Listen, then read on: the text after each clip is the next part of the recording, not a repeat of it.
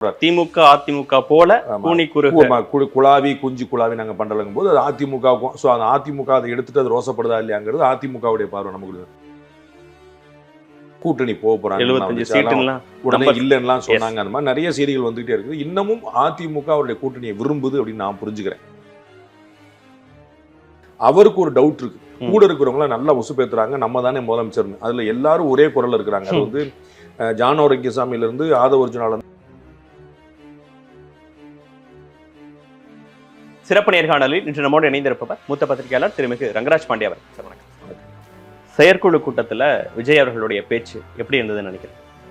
வழக்கம் போல அவருடைய பாதை மாறாத பயணத்துக்கான விஷயமா இருந்தது. அவர் வந்து டே 1ல இந்த கட்சியை நிலைநிறுத்தின போது அவர் வந்து எங்களுடைய அரசியல் எதிரிகள், எங்களுடைய கொள்கை எதிரிகள் 2 பேர் அடையாளப்படுத்தினார். இன்றைக்கும் அந்த 2 பேரை தான் முன்னிறுத்தினார். பாஜகவா ஒரு கூட்டு மேலே இறங்கி வச்சார். நிறைய பேருக்கு ஒரு குழப்பம் வந்துச்சு, பாஜக ரொம்ப சாஃப்டா சொல்றாரு. இன்னைக்கு கூட ஏடிஎம்கே ரொம்ப பெருசா தாக்கல, ஆனா ஒரு வரி வந்து உள்ள போடுறாரு. திமுக அதிமுக போல குழாவி குஞ்சு குழாவி நாங்க பண்றதுங்கும் போது அது அதிமுகவுக்கும் ஸோ அந்த அதிமுக அதை எடுத்துட்டு அது ரோசப்படுதா இல்லையாங்கிறது அதிமுகவுடைய பார்வை நமக்கு.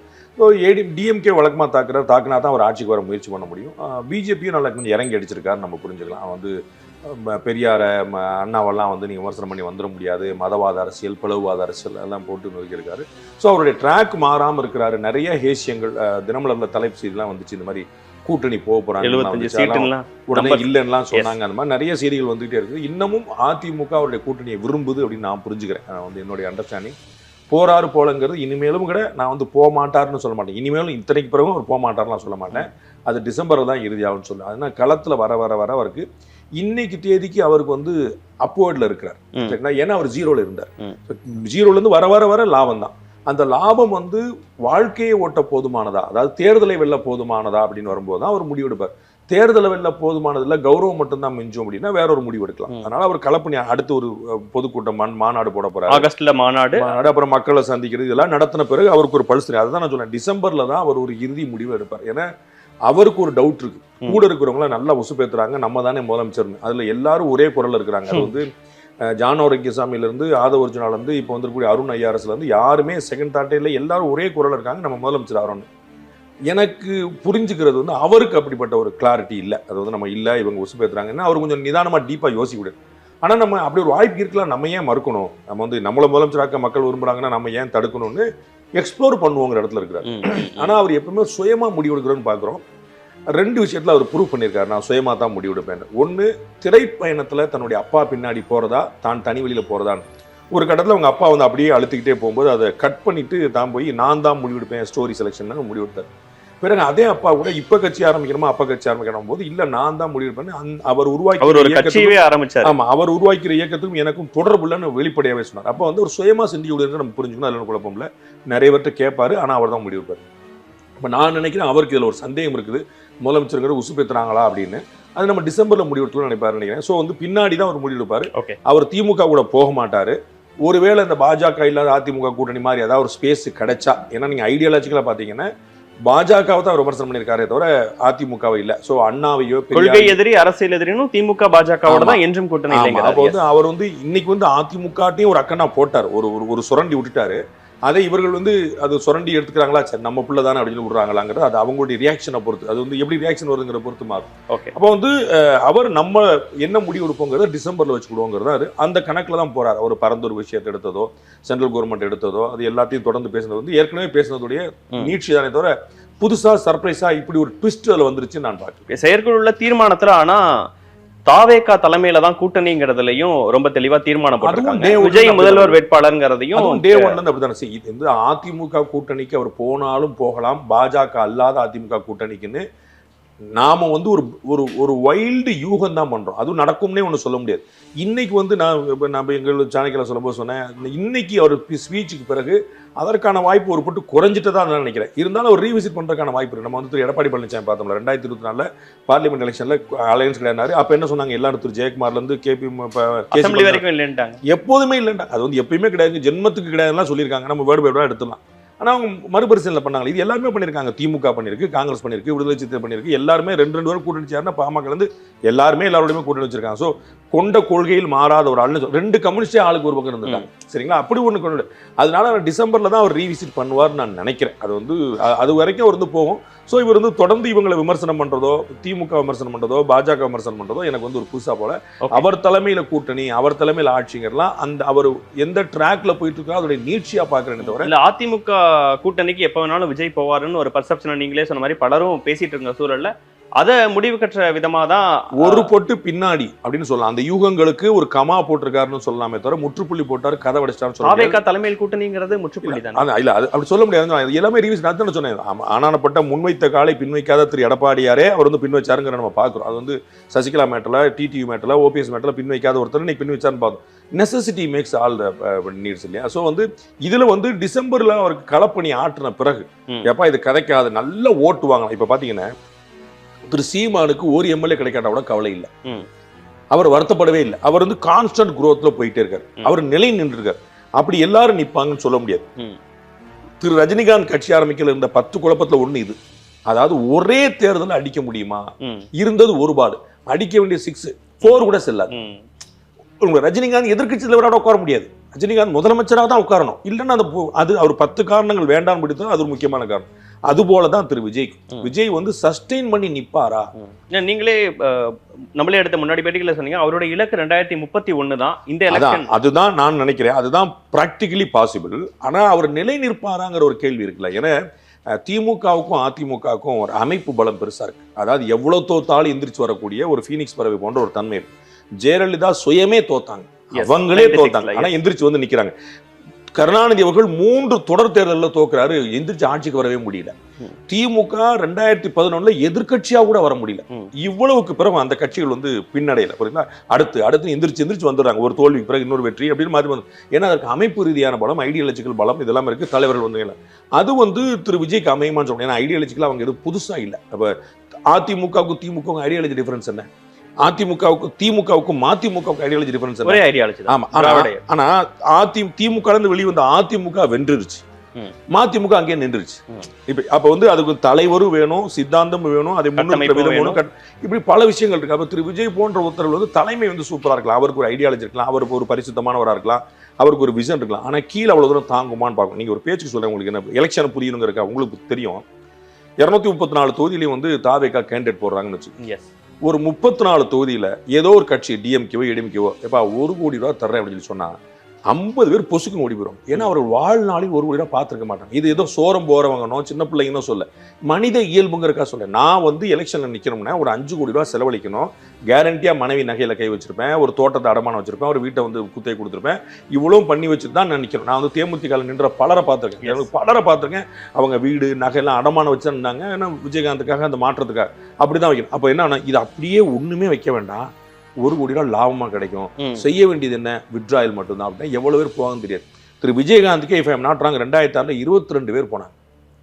விஜயகாந்த் இருந்து நாமினேஷன் பண்ண பிறகு உங்களுக்கு புரியல, டபக்குன்னு சொல்லிட்டு அப்படி டக்குன்னு போயிட்டு நான் வந்து திமுக சேர்ந்தேன், அதிமுக சேர்ந்தேன். அந்த மாதிரி இவங்க வந்து ரொம்ப அதிகமாக திரு செந்தில் பாலாஜி போன்றவர்கள் வந்து அது ஒருத்தர் சும்மா தெரிஞ்ச பேருங்க சொல்ல மொத்தத்துக்கும் பிடிச்சிட்டு ஒரு கேண்டோட இல்லாம பண்ணுவாங்க. அவங்களுக்கு அதெல்லாம் ஒரு அசைன்மெண்ட்டாவே இருக்கும். அப்ப இது ஒரு பெரிய சேலஞ்ச் அவர் காத்திருக்கு. அவருக்கு வந்து அவருக்கு திரு விஜய் அவர்களை ஒரு உட்டோப்பியன் வேர்ல்டுல வாழ்றவரான்னு நினைக்கல. ஓகே, அதை நம்ம நல்லா புரிஞ்சுக்கணும். அவர் வந்து ஒரு கற்பனை உலகத்துல மிதக்கிறாரு அப்படிலாம் நினைக்கல. அவர் ஒரு நிதர்சனமான ஒரு மனிதராக தான் தெரிகிறார். எனக்கு வந்து எங்கேயுமே எமோஷன் ஆகாத ஒருத்தர், எமோஷனை காட்டாத ஆள் மட்டும் இல்ல, எமோஷன் ஆகாத ஆளாவும் நான் பாக்குறேன். அப்போ வந்து அவருக்கு இது புரிஞ்சு நான் மாத்தலாங்கிறதான் சொல்றேன் தவிர மாத்திருவாருன்னு உத்தரவாதப்படுத்தல. இன்னைக்கு தேதிக்கு ஒரு செட்பேக் தான். பட் வந்து காலம் வந்து சில விஷயங்களை மாற்றம் நம்ம வந்து ஒன்றும் சொல்ல முடியாது. மதிமுக வந்து திராவிட முன்னேற்ற கழகத்தை ஒழிக்க பிறந்த கட்சி இல்லை. இது நீங்க காலம் மாத்தும்னு சொன்னீங்கன்னா அப்ப அதிமுக பாஜக கூட்டணி பிரேக் ஆனா தான் அந்த மாற்றம் நடக்க வாய்ப்பு இருக்கு. அது எதுவுமே இஃப்ஸ் அண்ட் பட்ஸ் போட்டுட்டு என்ன எவ்வளவு இஃப்ஸ்லாம் போட்டே போகலாம். அதிமுக பாஜக கூட்டணிக்குள்ளே இருக்கலாம், அதிமுக பாஜக கூட்டணி உடையலாம், பாஜக தவிர்த்த மற்ற கட்சிகள் எல்லாம் ஒன்று சேரலாம். எதுனாலும் இஃப்ஸ் அண்ட் பட்ஸ் பேசிட்டோம்னா எதுனா நடக்கல. திமுக கூட்டணி உடைஞ்சு மற்றவங்க எல்லாம் உள்ள அது வந்து ஒரு நான் என்ன நினைக்கிறேன்னா, இவர் முதலமைச்சர் கேண்டிடேட் என் தலைமையில கூட்டணி அப்படின்னு சொல்ல முடியும். இந்த பாயிண்ட் மாறலாம் அப்படின்னு நினைக்கிறேன். உறுதியாகக்கூடியதும் இறுதியாகக்கூடியதும் 2025 டிசம்பர்ல நினைக்கிறேன். இவ்வளவுதான். ஓகே, இப்போ இன்னொரு முக்கியமான விஷயமா, ஒருவேளை இவர் வந்து தாவேகா தலைமையில் கூட்டணி அப்படிங்கறதுல ரொம்ப விஸ்டாண்ட் பண்ணி அவராகவே அந்த முடிவோட தொடரும் போது யாரு கூட்டணிக்கு வர வாய்ப்பு? இன்னைக்கு தேதிக்கு யாரும் இல்லை, தனியாக தான் இருக்கும். இன்னைக்கு தேதிக்கு யாரும் இல்லை. அதில் ரொம்ப சின்ன சின்ன கட்சிகள் வந்துட்டு இருக்கலாம். அந்த சின்ன சின்ன கட்சிகளும் ஆல் ஃபுல்லாக பிஸியாக பிடிச்சி போயிட்டாங்க எல்லாருமே. அது வந்து யாருமே எனக்கு தெரிஞ்சு சமத்துவ மக்கள் கட்சின்னு ஒன்று இருந்துச்சு, அது பிஜேபிலேயே சேர்ந்துருச்சு.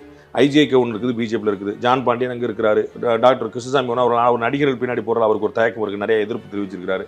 அதனால் அவரும் வந்து இந்த பக்கம் வரக்கூடிய வாய்ப்பு இருக்குது. அதனால் வந்து யார் இவர்களோடு வருவார்னு எனக்கு தெரியல. நான் ஏற்கனவே வேறு சொன்ன போல ஒருவேளை திமுக கூட்டணியை உடைக்கிறதா இருந்தால் அது ஒரு 1+3 ஆஃபரில் தான் வர முடியும். அது வந்து ஒருத்தர் வரமாட்டார். அண்ணன் திருமாவளவன் இருந்தாருன்னா 2 கம்யூனிஸ்ட் கட்சியிலும் மதிமுக சேர்த்து தான் கூட்டு போவார். அவ்வளோ தூரம் நடக்குமான்னு தெரியல. ஏன்னா திமுகவில் அவர் இருந்தாருன்னா அவர் ஸ்ட்ரைக் ரேட் அதிகம். ஏன்னா அவர் வந்து இவர்கள் எல்லாரையும் விட ரொம்ப நிதானமாக யோசிக்கக்கூடிய, இன்னும் சொல்ல போனால் அவர் வழி நடத்தக்கூடிய இடத்துக்கு நகர்றாரு அவர் வந்து. அதனால் வந்து அவர் பேச்சை கேட்கறதுக்கு 4 கட்சிகள் அங்கே இருக்கிறாங்க. அதனால் வந்து அவர் எமோஷனலாக டிசிஷன் எடுக்கல. 4 பேர் இந்த பக்கம் அந்த பக்கம் எடுத்தாலும் ஒரு நல்ல நட்பு பாராட்டி அவர் அழகாக பேலன்ஸ் பண்ணி கொண்டு போகக்கூடியவர்கள். நான் போய் இது ரெண்டாலும் தம்பி எப்படி இருக்கேன்னு ரொம்ப அரவணைச்சு கொண்டு வர. ஏன்னா அவருக்கு நிதானம் தெரியும், அவருக்கு வந்து எந்த குழப்பம் முடியாது. இவர் என்ன பேசுறாரு என்ன செய்யறாங்களா அதுலேருந்து நான் என்ன எடுத்துக்கிறேன்னு நினைக்கக்கூடிய பக்குவம் கொண்டவர். அதனால வந்து அது போனால் ஒரு 4-5 கட்சி அப்புறம் அது திமுக கூட்டணி காலி அப்படிங்கிற இடத்துக்கு போய் அதுக்கான வாய்ப்பு இல்லைன்னு நான் நினைக்கிறேன். ஏன்னா அவங்களுக்கு வந்து திமுக கூட்டணியில் சாட்டிஸ்ஃபை ஆகிறதுக்கான எல்லா விஷயமும் நடந்துகிட்டு இருக்கு.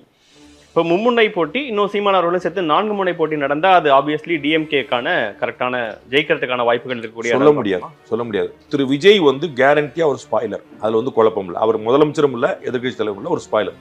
யாருக்கு ஸ்பாய்லருங்கிறது $1,000,000 கேள்வி. இதற்கு முன்னாடி 2 உதாரணங்கள்ல அது திமுகவுக்கு தான் இழப்பு ஏற்படுத்தியிருக்குன்னு பார்த்தோம். 2016 இந்த மாதிரி மும்முனை போட்டி வந்தபோது, மக்கள் நல கூட்டணி வந்தபோது திமுக தான் வாய்ப்பு இழந்தது. 2014 மும்முனை போட்டி வந்தபோது, மக்கள் தேசிய ஜனநாயக கூட்டணி இருந்தபோது அப்பயும் திமுக தான் ஸ்பாயிலர் பாதிக்கப்பட்டது.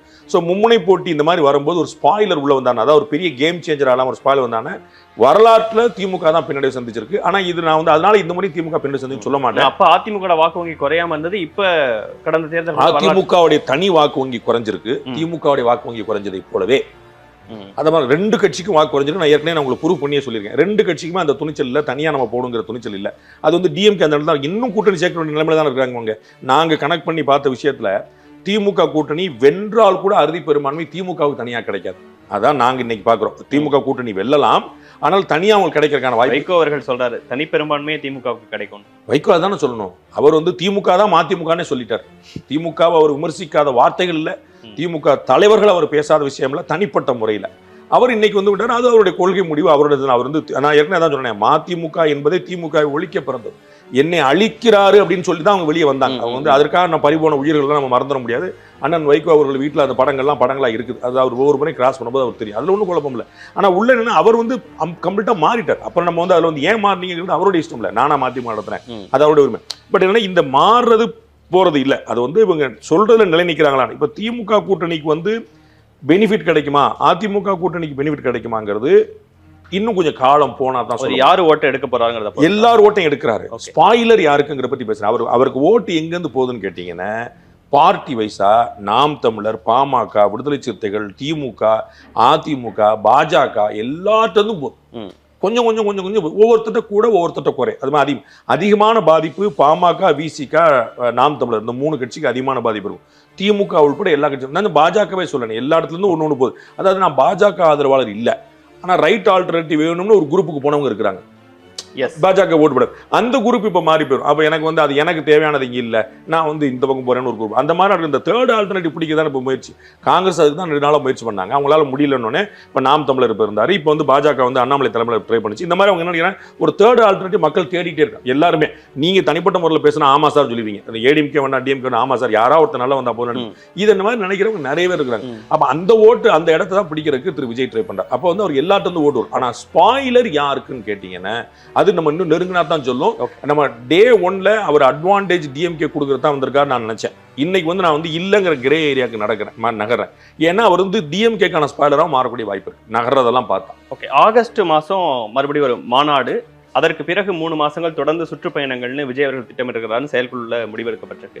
அந்த விஷயங்கள் நடக்கும்போது அது இன்னும் தாவேகாக்கு பெரிய ஃபேவரா, அவங்க நினைக்கிற மாதிரி அவரே ஆட்சியை பிடிக்கலாங்கிற லெவலுக்குலாம் கொண்டு வர முடியும்னு நினைக்கிறீங்களா? இந்த 4 மாசம் அது எந்த ஆட்சியை பிடிக்க முடியாதுன்னு விஜய்க்கு தெரியும். அவர் வந்து இனி எந்த ராஜா எந்த பட்டணம் போனாலும் என்னெல்லாம் நடந்துட்டாலும் அவர் தலைமையில 10 கூட்டணியே அமைஞ்சிட்டா கூட அவர் ஆட்சியை பிடிக்க முடியாது. இதுல குழப்பமே வச்சுக்கணும். அவர் முதலமைச்சரும் அல்ல, எதிர்கட்சி தலைவரும். இந்த ஸ்டேட்மெண்ட்ல மாற்றம். எதிர்கட்சி தலைவரும் அல்ல. ஆமா, அது வந்து எந்த, ஏன்னா அதுக்கு மேல அவர் அதிமுக கூட சேர்ந்தாதான் சாத்தியம், அல்லது அதிமுக அவரோட சேர்ந்தாதான் சாத்தியம். திமுகவோட சேர்ந்த ஏன்னா இவங்க எல்லாம் மினிமமா 25% வச்சிருக்கிறவங்க. அப்ப 25ல நீங்க 40% வாங்காம நீங்க என்ன ஆவீங்க? நீங்க அதோட குழப்பம் நம்ம யோசிக்கணும். அப்ப 40% வேற எங்க இருக்கு? இப்ப இவங்க ரெண்டு ரொம்ப ஒர்ஸ்டா பெர்ஃபார்ம் பண்ணிட்டான்னு ரெண்டு கட்சி ரெண்டு கூட்டணியுமே சேர்ந்து 25 வச்சுட்டாங்க. நான் கட்சியே சொல்ல, திமுக கூட்டணி அதிமுக கூட்டணி ஆளுக்கு 25 எடுத்தாங்கன்னா 50% இங்கேயே போயிடுச்சு. மிச்சம் 20 நீங்க என்ன செய்வீங்க? சோ அவர் முதலமைச்சரும் கிடையாது, எதிர்கட்சி தலைவரும் கிடையாது, எந்த குழப்பமும் இல்லை. இது என்ன செய்யும்னா அதிமுகவுக்கோ திமுக கூட்டணியில் இருக்கக்கூடிய மற்றவர்களுக்கோ ஒரு அபிலாசையை தூண்டும். அதன் மூலமாக அதிமுக அவர்களுக்கு இன்னும் கூடுதலான டிமாண்டை கொடுக்கும், ஆஃபரை கொடுக்கும். திமுக கூட்டணியில இவரை காட்டி அவர்கள் சொல்வதற்கு இன்னும் வாய்ப்பு இருக்கு. பாருங்க, எங்களுக்கு ஒரு ஆஃபர் இருக்கு. அவர் கட்டாயம் இன்னைக்கு பேசியிருக்காரு, நம்ம தலைமையில கூட்டணிங்கிற பேசியிருக்காரு. அவர் கட்சி நிர்ணயித்த அன்னைக்கு சொன்னாரு, இன்னைக்கும் சொன்னாரு நம்ம தலைமையில கூட்டணி. அப்ப விடுதலை சிறுத்தைகள் உள்ளிட்ட மற்றவங்க எல்லாம் பேசுறதுக்கு ஒரு வாய்ப்பா இருக்கு. பாருங்க, எனக்கு அங்க போனா எனக்கு வந்து வாய்ப்பு இருக்கு, கட்சி நல்லா வளர்ந்துட்டு இருக்கு, நான் இப்ப அங்க சேர்ந்தேன்னா எனக்கு ஒரு பெரிய ஆஃபர் கிடைக்கும், நீங்க என்ன சொல்றீங்கன்னு கேட்பாங்க. ஸோ ஃபர்ஸ்ட் எப்பவுமே நீங்க வந்து ஒரு கம்பெனில வந்து இருந்துட்டு வெளியே நகர்னு நினைச்சீங்கன்னா முதல்ல வந்து கம்பெனில தான் பேசுங்க. சார் எனக்கு 4 இடத்துல ஆஃபர் கூப்பிடுறாங்க, நீங்க வந்து எவ்வளவு தரீங்கன்னு கேட்பேன். அவர் மாட்டிக்கா அப்படின்னு நீங்க குறிப்பிடுறீங்க. அவங்க ரொம்ப ஸ்ட்ராங்கா இந்த அலையன்ஸ்ல தான் இருப்போம், இல்ல நான் தேர்தலே இல்லாம கூட புறக்கணிச்சுட்டு ஒரே நாள்ல கூட போவேன்னு சொல்றாரு. இப்போ நம்ம விசிகா அந்த மாதிரி ஒரு ஸ்டாண்ட் கூட வரலாம். நான் போவார்னு சொல்ல, அவங்களுக்கு அவங்க சீட் அதிகம் வாங்குறதுக்கு பயன்படும் நான் சொல்றேன். இப்போ நான் போவார்னு சொல்லலையே, அவர் கொடுத்துட்டாருன்னு நான் unless until he face any humiliation he will not switch. ஏன்னா அவருக்கு டிஎம்கே கூட்டணியில் இருந்தாருன்னா அவருக்கு ஸ்ட்ரைக் ரேட் அதிகமா, உத்தரவாதமான விஷயம். டிஎம்கே கூட்டிலிருந்து வெளியே போனா ஒரு ரிஸ்க் தான். அப்ப அந்த ரிஸ்க்கு ஒரு காஸ்ட் இருக்குல்ல, அதான் அங்க கேட்பாரு. நான் அங்க போனேன்னா உங்களுக்கு ஆபத்து பாருங்க. அப்ப வந்து விடுதலை சிறுத்தைகளுக்கு வந்து இழப்பு கம்மி, திமுகவுக்கு பேரிழப்பு வெளியேறினார்னு. அப்ப அதை வச்சு தானே கேட்பாங்க. அப்ப அவர் என்ன சொல்லுவாங்க, எங்களுக்கு வந்து நீங்க 8 சீட் கொடுத்த 6 சீட் கொடுத்த பத்தாதுங்க, எங்களுக்கு வந்து 10 சீட் கொடுங்க, 12 சீட் கொடுங்கன்னு கேட்பாங்க. அதுல நெகோசியேஷன் எப்படி போடும் அவருக்கு என்ன, திரு ஸ்டாலின் அவர்களுக்கு ரொம்ப தெளிவா தெரியும். திரு திருமாவளவன்கிறது விசிகா மட்டும் இல்லை, அவர் வந்து மற்ற 3 கட்சிகளுக்கும் சேர்ந்து பேசக்கூடிய இடத்துல இருந்தார். அது வந்து உள்ளேயே ஒரு கூட்டணி மாதிரியான ஒரு இன்ஃப்ளூயன்ஸ்ல அவர் இருக்கார். அப்ப அண்ணனை சாட்டிஸ்ஃபை பண்ணா அது வந்து இந்த 4 பேரும் சேர்த்து சாட்டிஸ்ஃபை பண்ண மாதிரி ஆகும்னு நினைப்பார். சிஎம் சார் அப்படின்னு குறிப்பிட்டு பரந்தூர் விமான நிலையம் அங்க பாதிக்கப்படக்கூடிய மக்கள் ஒரு 15,000 பேருடைய அது வாழ்வாதாரம் சம்பந்தப்பட்ட விஷயங்கள்னு சொல்லி நானே நேரடியா கூட வருவேன், தலைமைச் செயலகத்துல அவங்களை எல்லாம் கூட்டிட்டு வந்து உங்களை சந்திக்க கூட நான் செய்வேன், இந்த இடத்துக்குலாம் என்னை கொண்டு போயிடாதீங்க, நீங்க மக்களை சந்திங்க அப்படின்னு சிஎம் சார் ஏதாவது ஒரு பிரச்சனையை மையப்படுத்தி முன்னிறுத்துறது வந்து எப்பயுமே ஒரு கட்சிகளுக்கு துணை இருக்குங்க. இப்ப பிஜேபிங்கிறது இந்துத்துவ ஐடியாலஜி நிக்குது, நாங்க முருகன் மாநாடு நடத்துவோம், அயோத்தி ராமர் போட்டோம்னா அது ஒரு ஐடியாலஜி கூட நிற்கும், அவங்களுக்கு எப்பயுமே சப்போர்ட் பண்ணும், அது ஒரு கன்சல்டேஷன் கொடுக்கும். பாமகனா நாங்க மது ஒழிப்பு பண்றோம் அப்படிம்பாங்க. இந்த மாதிரி ஒன்று மதிமுக நாங்க ஸ்ரீலங்கன் பிரச்சனை, அப்போ வந்து ஒரு பாலிசியா ஒன்று இருக்கணும். அதை மாதிரி ஒரு பரந்தூரை வந்து பிடிச்சிக்கிட்டே சரி. ஆனா என்ன கேள்வி வரும், இதற்கு ஆல்டர்னேட்டிவ் என்ன? இன்னைக்கும் பேசுறாரு, அன்னைக்கு தீர்மானம் பண்ண சொன்னார் நாங்கள் வளர்ச்சிக்கு எதிரான. சரிங்க, அப்படி என்ன செய்யுங்க, வளர்ச்சி பரந்தூர்ல வேண்டாம், எங்க சார் பனையூரத்துக்கு முன்னாடி எப்படி இருந்துச்சு? இவர் இன்னைக்கு வீடு கட்டி இருக்கிறாரு, அது பெரிய பங்களா ஒன்று இருக்குது, அது வந்து அவருடைய 25 வருஷம் முன்னாடி என்னவா இருந்துச்சு? சரி, இன்னைக்கு சேலம் பெரிய பேருந்து நிலையம் என்னவா இருந்துச்சு? ஏரி நாங்க ஒர்க் பண்ணி இருக்கிறேன், ஏரி காணாம போச்சு. சரி, மதுரை உயர்நீதிமன்ற கிளை என்னவா இருந்துச்சு? நீர்நிலையா சொல்லுங்க நீங்க. அப்ப இந்தியா முழுக்க இது நடக்கக்கூடாது. ஆமா, நான் ஏற்கனவே வந்து எனக்கு விவசாயம் வேணும், எல்லாமே எனக்கு இந்த நெடுவாசல் பண்ணோம், மீத்தேன் பண்ணோம், எல்லாமே ஆமா வேணும்ன்றேன். ஆனா ஆல்டர்னேட்டிவ் சொல்லுங்க. இப்ப நீங்க ஒரு அரசியல் கட்சி, நாளைக்கு நீங்க முதலமைச்சர் ஆகணும், முதலமைச்சர் கேண்டிடேட் தானே, நீங்க முதலமைச்சர் சார்னு சொல்லிட்டீங்கல்ல, நீங்க முதலமைச்சர் வரப்போற சார் சொல்லுங்க, நீங்க முதலமைச்சர் வெயிட்டிங் நீ சொல்லுங்க. என்ன ஆல்டர்னேட்டிவ்? விமான நிலையம் வேண்டாமா? நீங்க சார்ட்டர் ஃபிளைட் தானே போறீங்க, எப்படி இறங்குவீங்க, எப்படி ஏறுவீங்க? இந்த மக்களை சந்திக்கணும் முதல்ல, நீங்க அதிகாரிகளை வச்சு சந்திக்காதீங்க. அவங்க எல்லாம் சார் அவங்க 100 முறை பேசிட்டாங்க சார். அவங்க நம்ம வந்து சொல்லணும், அது வந்து புரிஞ்சுக்கணும். நம்ம வந்து இந்த ப்ராசஸ் வந்து லாட்டரி சீட்ல வந்த ப்ராசஸ் இல்ல, சரிங்களா? எவ்வளவு நாளா நடக்கிற போராட்டம், இவரெல்லாம் கட்சி ஆரம்பிக்கிற மாதிரி நடந்துட்டு இருக்க போராட்டம். அந்த போராட்டம் மக்களுக்கும் அந்த மாவட்டத்துக்கும் அரசியல்வாதி எல்லாருக்குமே தெரியும். சீமான்ல இருந்து அன்புமணில இருந்து எல்லாரும் போனாங்க, பார்த்தாங்க, வச்சாங்க, எல்லாரும் உடனே அமைதி ஆயிட்டாங்க. எல்லாருக்கும் ஒரு கேள்விதான் கேட்கிறோம், நம்ம வந்து இப்படிதான் நீங்க சேலம் சென்னை 10 வழிச்சாலை வேண்டாம், நீங்க என்ன லாபம்? நான் 100 முறை டிராவல் பண்ணிருக்கேன் அந்த ரோட்ல, அது எவ்வளவு கன்ஜஸ்டா இருக்குன்னு தெரியும். உளுந்தூர்பேட்டை வரைக்கும் வண்டி நகர மாட்டேங்குது. நம்ம முன்னாடி எல்லாம் பாத்தீங்கன்னா செங்கல்பட்டு வரைக்கும் வண்டி, இப்ப உளுந்தூர்பேட்டை வரைக்கும் வண்டி போக மாட்டேன். உளுந்தூர்பேட்டை தாண்டா தான் பிரியுது, 2 சேலத்துக்கு ஒரு பக்கம், திருச்சிக்கு ஒரு பக்கம் பிரியுது, அங்க வந்து வருது. அப்ப அவ்வளவு டிராபிக் வந்துருச்சு, அவ்வளவு மக்கள் கிளம்புறாங்க. நீங்க வந்து ஒரு நாள் நீங்க வெள்ளிக்கிழமை சாயந்தரம் நீங்க வண்டியில போய் பாருங்க, உங்களுக்கு தெரியும். நம்ம எல்லாம் முன்னாடி செங்கல்பட்டு தாண்டா முடிஞ்சு வச்சு சிங்கப்பெருமாள் கோயில் தாண்டா ஃப்ரீயா நினைச்சிருக்கும். இப்போ நீங்க உளுந்தூர்பேட்டை வரைக்கும் அப்படித்தான் நிக்குது. அப்போ கன்ஜெஷன் கூடுதுன்னா அப்ப நீங்க என்ன செய்வீங்க? ரோடு அகலப்படுத்த வேண்டாமா? 2 லேயர் போட வேண்டாமா? சேலம் சென்னை 10 வழிச்சாலை போடணும். அண்ணன் சீமானந்தர் ஏற்கனவே ரோடு இருக்கு, ரோடு எதுக்குன்னு கேட்டார். ஏற்கனவே 100 கட்சி இருக்கு, நாம் தமிழர் இருக்குன்னு கேட்டா பதில் சொல்ல மாட்டேன். எல்லாம் வளர்ச்சி வேலைச்சுன்னா என்ன இருக்குல்ல எல்லாமே. அப்ப நீங்க ரோடு அகலப்படுத்தணும், 10 வழி சாலை போடணும், 8 வழி சாலை போடணும், டபுள் ட்ராக் போடணும். விமான நிலையம் சென்னை வந்து சென்னை விமான நிலையத்துல 3 நிமிஷத்துக்கு ஒரு விமானம் இறங்குதுங்க, 3 நிமிஷத்துக்கு ஒரு ஏறுது இறங்கு போயிட்டு இருக்கு. அப்ப எப்படிங்க சரி பண்ணீங்க? விமானத்தை பார்க் பண்ற பஸ் ஸ்டாண்ட் இருக்குல்லங்க, பஸ் போறது மட்டும், பஸ் பார்க் பண்ணணும்ல. அப்ப எங்க போவீங்க? இடம் இல்ல. அப்ப பெங்களூர்ல 2 கொண்டு வந்துட்டான், ஹைதராபாத்ல 2 கொண்டு வந்துட்டான். அப்ப இங்க கொண்டு வரணும்ல. அப்படி கேட்டா இப்படி கொண்டு பறந்துரு வேண்டாம், வேற ஒரு இடம் சொல்லுங்க. எந்த இடம் வந்து வளர்ச்சி இல்லா இருக்கு? நீங்க வந்து ஒரு 1000 ஏக்கர் 2000 ஏக்கர் எங்க விவசாய நிலம் இல்லாம இருக்கும்? இந்த விஷயத்தை அவர் ரொம்ப ஃபோக்கஸ்டா முன்னெடுக்கிறதுக்கான காரணம் ஏதோ ஒண்ணு நம்ம வந்து இது வந்து அவருக்கு என்ன தெரிஞ்சிருக்கணும், எப்பயுமே வந்து அதுல அடுத்த போயிட சொல்லுங்க, ஒரு பொலிட்டிக்கல் கிளாஸ் எடுத்த மாதிரி ஆயிரும் உங்களுக்கு. அடுத்து என்னன்னா, எது தீராதோ அந்த பிரச்சனை வச்சுக்கிறது எப்பயுமே சேஃப்டி. பொசுக்குன்னு தீர்ந்துட்டா நல்ல பேர் வைக்கிறாங்க. அப்போ இலங்கை பிரச்சனை, மீனவர் பிரச்சனை, கச்சத்தீவு பிரச்சனை, காவிரி பிரச்சனை, நான் இப்ப துயரம் என்னன்னா, பிஜேபி கவர்மெண்ட் பல பிரச்சனைகள் தீர்வு கொடுத்துருது. அது ரொம்ப சங்கடமா இருக்கும். முல்லை பெரியார் பிரச்சனை இப்ப யாருமே பேச மாட்டாங்க. நீ யோசிக்கணும், நீங்க கேள்வியா பார்க்கலாம், முல்லை பெரியார் பிரச்சனை பத்தி யாரா பேசுறாங்க? திமுக பேசுதா, மார்க்சிஸ்ட் கம்யூனிஸ்ட் பேசுதா, காங்கிரஸ் பேசுதா? யாரா முன்னாடி எப்படி ஆர்ப்பாட்டம் பண்ணிட்டு இருந்தாங்க? காவிரி பிரச்சனை பத்தி யாரா பேச சொல்லுங்க. காங்கிரஸ் கவர்மெண்ட் கர்நாடகா வர வரைக்கும் காவிரி பிரச்சனையே கிடையாது. இப்ப மிச்சம் மீது வந்திருக்கு அப்புறம் அவங்க வந்த பிறகு தான் ஏதோ ஒரு பிரச்சனை வந்து சொல்லுங்க. நீங்க சென்ட்ரல் கவர்மெண்ட்ல பிஜேபியும் ஸ்டேட் கவர்மெண்ட் பிஜேபி 5 வருஷத்துக்கு தான் ஒன்று வந்துச்சு சொல்லுங்க. அப்ப என் பிரச்சனைகளுக்கு பூரா நிரந்தர தீர்வு வந்து பிஜேபி கவர்மெண்ட் கொடுத்துட்டு இருக்காங்க. அப்ப வந்து என்ன நம்ம எடுக்கிறதா இருந்தா மொழி பிரச்சனை இதெல்லாம் புரியுங்களா? எது தீர்வு வராதோ அதை வச்சு எடுத்தோம். ஹிந்தி திணிப்பு அதெல்லாம் காலகால சொல்லிட்டே இருக்கலாம், ஒரு பிரச்சனை வராது. அத மாதிரி பரந்தூர் பிரச்சனைகள் எப்படி விமான நிலையம் கட்டிடுவாங்கன்னு அவர் தெரிஞ்சிருக்கு. அப்ப அதை பண்ணா தான் சரியா இருக்கும். இல்லாட்டி பசங்க முடிச்சிட்டாங்கன்னா எங்களுக்கு வெற்றி, அவங்களுக்கு ஆளாள் கொண்டு எடுத்து போயிடுவாங்க. அப்போ எது முடியாதோ அந்த பிரச்சனை வச்சுக்க ஒரு புத்திசாலித்தனமான முடியும். அஜித்குமார் அவர்களுடைய வீட்டுக்கு அவர் நேரடியா போனதை அதை எப்பயுமே செஞ்சிருக்காரு. அவர் வந்து அனிதா வீட்டுல இருந்து எப்பயுமே செஞ்சிருக்காரு. தூத்துக்குடியில வந்து அது வந்து அவர் கட்சிக்கு ஆரம்பிக்கிற முன்னாடி இருந்தே ஆர்ப்பாட்டங்கள் பண்ணாம அமைதியா போய் தனியா போய் ராத்திரில போய் தொப்பி எல்லாம் போட்டுட்டு இருட்டில் போய் அதெல்லாம் எப்பயுமே பண்ணியிருக்காரு. அது வந்து அவர் முத நாள்ல இருந்தே பண்ணிட்டு தான் இருந்திருக்காரு. அது ஒரு சரியான விஷயம் தான். ஒரு அரசியல் கட்சி தலைவராக ஒரு ஆர்ப்பாட்டம் பண்ணிட்டு போகாம ஒரு தனியா இப்படி கமுகம் போய் if I am not wrong அவர் வந்து அந்த குடும்பத்துக்கு ஒரு நிதி உதவி வேற கொடுத்தாருன்னு நினைக்கிறேன். அந்த தம்பி சொன்னார், எனக்கு தெரியல. அவர் வந்து ரொம்ப அது வந்து ரொம்ப ரொம்ப தரவு ஜென்டில்மேனா ஒரு காரியம் செஞ்சாரு. அதை நீங்க வாய்ப்பு கிடைச்சா நீங்க வீடியோல போட்டு காட்டுங்க. அவர் உள்ள வந்துட்டு இந்த பேக்கை பிரிக்கும் போது டக்குன்னு கேமரால எங்க இருக்குன்னு பார்த்து கேமராக்கு தன்னோட முதுகை காட்டிட்டார். பர்பஸ்ஃபுல்லா முதுகை காட்டி மாலை எடுக்கிறதுக்கு முன்னாடி மேல இந்த மாலை இந்த பையில அவர் தான் கையில் வச்சிருந்தாரு. அந்த ஒரு கருப்பு கலர் பை நினைக்கிறேன், என்னால் நிறைய ஜூம் பண்ணி பார்க்க முடியல. அந்த பையை வந்து அந்த அம்மாட்ட கொடுத்துட்டு அவர்கிட்ட ரகசியமா சொல்லிட்டு அதுக்கப்புறம் தான் மாலை எடுக்கணும். அந்த நிகழ்வு முடிகிற வரைக்கும் அவர் வந்து கேமரா ஃபுல் ஆக்குபை பண்ணிட்டார்.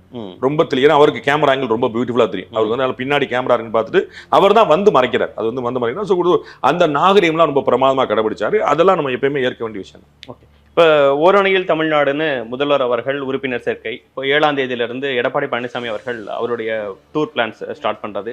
இவரும் ஆகஸ்ட் மாசத்துல மாநாடு, அதற்கு பிறகாக திமுக அதிமுகலாம் பெரிய மெம்பர்ஸ் வந்து புதுசா சேருவாங்களான்னு நினைக்கல சார். ரெண்டு கட்சிக்குமே வந்து பெரிய அளவில், அதாவது வந்து சிம்பத்தைசர்ஸ் ஒன்றும் திமுக வேண்டாம் நினைக்கிற குரூப் ஏடிஎம்கேக்கும் ஏடிஎம்கே வேண்டாம் நினைக்கிற குரூப் டிஎம்கேக்கும் போட்டு போயிட்டு இருப்பாங்களே தவிர அது வந்து ஒரு மெம்பர்ஷிப் டிரைவ் வந்து அவங்களுக்கு பெருசாக ஹெல்ப் பண்ணணும்னு நினைக்கல. அவங்க கூட்டணி கட்சியோட சப்போர்ட்டோட தான் போக வேண்டிய நிலைமையில் இருக்கிறாங்க. அதுதான் விஜய் அவர்கள் பெட் பண்ணக்கூடிய இடமே. விஜய் அவர்கள்னா அவங்களுக்கு புதிய இளைஞர்கள் இல்லை. நீங்க வந்து இன்னைக்கும் சேர்க்குள்ள பாத்தீங்கன்னா இந்த ஆவரேஜ் ஏஜே வந்து ஒரு 40-45 தான் இருக்கும். அந்த மாதிரி தான் இருக்கு. நிறைய இளைஞர்கள் தான் இருக்கிறாங்க, நிர்வாகிகளா மேல எல்லாமே அப்படிதான் இருக்கிறாங்க. ஸோ வந்து அதுதான் அவர் பெட் பண்றார். குடும்பத்துல ஒரு தாவேகா உறுப்பினர், தெருவில் 2 நிர்வாகிகள் நடக்க போறது இல்லை, அதெல்லாம் நடக்க போறது இல்லை. ஆனா வந்து ஒரு அமைப்பு ரீதியா மாவட்ட ரீதியா பிரிச்சு வச்சிருக்க ஒரு நல்ல விஷயம். அதுல வந்து ஸ்பிளிட் பண்ணி 120 மாவட்டம் பிரிச்சு வச்சுட்டு 2500 25,000 போட்டு வச்சிருக்காங்க.